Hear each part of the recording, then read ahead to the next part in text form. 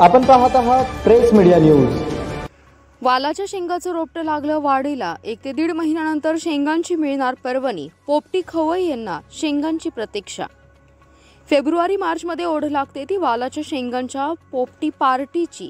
त्यासाठी पावसाळा संपल्यानंतर दिवाळीच्या दरम्यान वालाचं पीक घेणारे शेतकरी वर्ग शेतीची नांगरकी मशागत करून वालाची पेरणी करून त्याची देखभाल सुरू होते। सध्या परिस्थितीत 2 महिन्यानंतर वालाच्या शेंगा देणारं रोपटं बहरू लागल्याने आता पोपटी खवई यांना वेध लागले ते वालाच्या शेंगाचे। 2 दिवसावर जुन्या वर्षाला निरोप देऊन नवीन वर्षाच्या स्वागताला पोपटी पार्टीची जोड असते। मात्र आता पावट्याच्या शेंगावर खवई पोपटी पार्टीची तहान भागवले जाणार हे मात्र नक्कीच। खालापूर तालुक्यासह संपूर्ण रायगड जिल्ह्यात वालाच्या शेंगांची प्रॉपर्टी पोपटी पार्टी ही खवई यांना जणू काही मोठी पर्वणीच असते।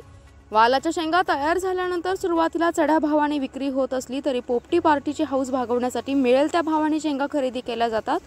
या वालाच्या शेंगा तयार व्हायला अजून 1 ते 1.5 महिना म्हणजे फेब्रुवारीच्या शेवटच्या दरम्यान येत असतात। त्यासाठी ऑक्टोबर-नोव्हेंबर मध्ये दिवाळीच्या दरम्यान पाऊस थांबला की वाल पेरणीसाठी शेतीची मशागत केली जाते आणि वाल पेरणी करून गुराढोरापासून बचाव करण्यासाठी शेतीला कुंपण घातलं जातं। त्याचबरोबर वेगवेगळ्या भाज्याही पिकवण्यासाठी रोपटी लावली जातात आणि देखभाल करताना रात्रंदिवस शेतकरी राबत असतो।